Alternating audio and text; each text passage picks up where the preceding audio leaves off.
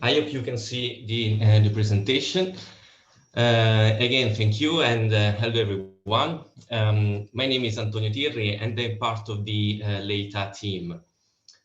Just a few words regarding my company. Leita is the competence center of the Unipol Group, focusing on data science and computer science topics. In particular, my group works on projects aimed to analyze the impact of natural events on the insurance business, designing innovative solutions for all our stakeholders. I'm going to be speaking to you today about the first project of the IFF Foundation, that is the European Extreme Events Climate Index. So, first of all, I want to start discussing the primary need behind the project. In recent times, we have observed an increase in the frequency and intensity of extreme events, with a significant impact on both quality of life and economy. Even from our perspective, that is an insurer perspective, claims that are caused by natural events are becoming more and more relevant. And this results in an emerging need for tools designed to support the implementation of strategies in the climate domain. As you can imagine, this topic is not totally new. In fact, some products of this type already exist. For example, I can mention the Actuaries Climate Index that is developed by North American actuarial institutions. Well, in this project, we were inspired by the E3CI and in general by the state of the art. Then we implemented a set of improvements to create a tool with data that is available for Europe, but also for the rest of the world. Then the results is the design and the implementation of the European Extreme Events Climate Index. So let's see the reasons behind the choice of the name. We use European not only because the project is mainly in Europe, but mainly because we base the index on data released by European programs and institutions. We chose extreme events because the index describes well the occurrence of the most dangerous events, that are the extremes. Then climate, because you can use the E³ climate index to describe well climatic trends. And finally, index, because we needed a simple tool that could be easily processed and integrated into existing processes. IFAB, that is the International Foundation Big Data and Artificial Intelligence for Human Development, is the main sponsor of the project. And as mentioned before, IFAB has the mandate to promote cooperation between public and private sectors in the field of innovative technologies. And in this sense, the E³CI project perfectly matches this topic. Then we have the Euro-Mediterranean Center on Climate Change. The CMCC is a reference point in Europe for climate change studies, and in this project assumes the role of scientific partner. Then finally, last but not least, the third participant in this project is my company, Leita, acting as technical and insurance partner.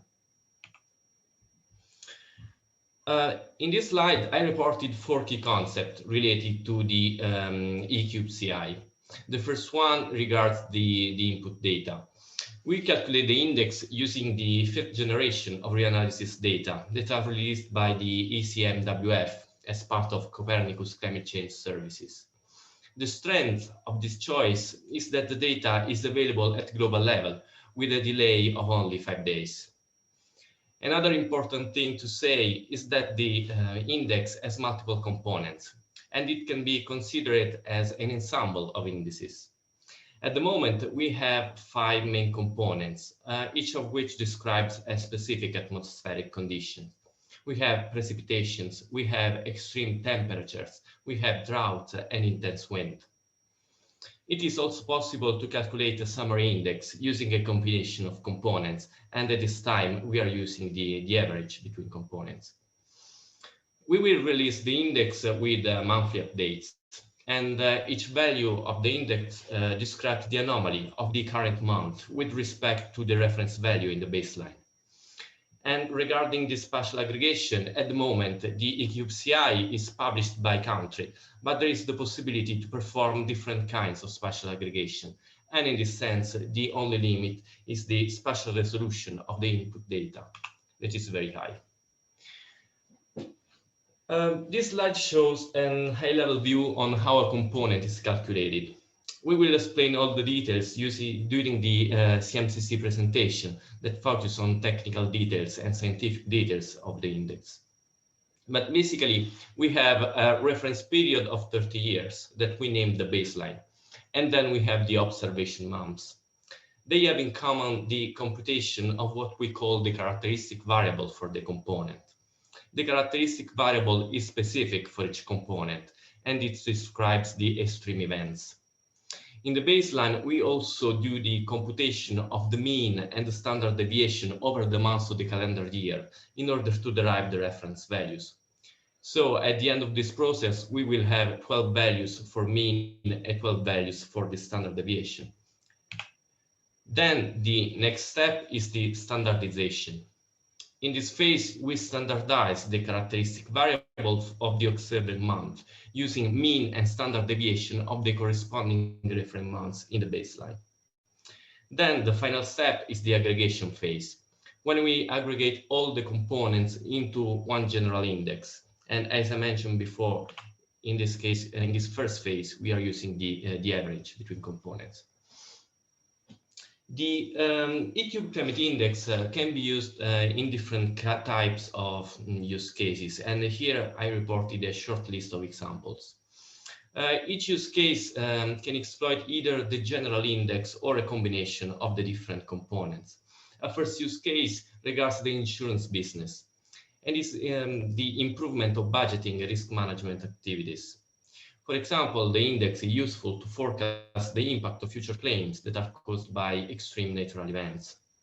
But another one is the possibility to link innovative financial instruments to the E³CI trend. But the index could be also a clause of a reinsurance treaty, or can be a part of a parametric insurance policy. Since the E³CI provides an objective measure to monitor climate trends, it is possible to use the index in educational applications, to raise awareness about climate change, or to support public institutions in implementing sustainable development policies. In this phase, information about the index is available in two different ways. The first one is through the IFAB website, and here in this slide I reported the address. This is ifabfoundation.org/E3CI. Here you can find a general description of the index together with its components. And on the same pages we will publish in the next weeks the engineering guide, which will be the reference document for the project. Then we have a visualization dashboard that allows the navigation of the index information. And in this slide, I have reported a picture of that dashboard. More specifically, as you can see, there is the possibility to filter the visualization by different kinds of parameters, such as observation months, component, and so on. Then after a selection, each country on the map is colored according to the index value of the selected months. And with a click on a country, it's then possible to visualize the entire time series for the selected components. Here, for example, the figure shows the general version of the Italy's index. You can see a peak in October 2018, when we observed the Vaia storm in the northern part of Italy. And other analysis like that you will see in the next presentation held by CMCC. Then on the other hand, expert users can download the E³CI data from CMCC data client platform. And this is another information that you will find in the next presentation. So before closing, I would like to thank IFAB, CMCC, and in particular all the data team who worked with me on the project. And of course, thank you very much for your attention. If you have any question or comment, please feel free to contact me. Thank you again.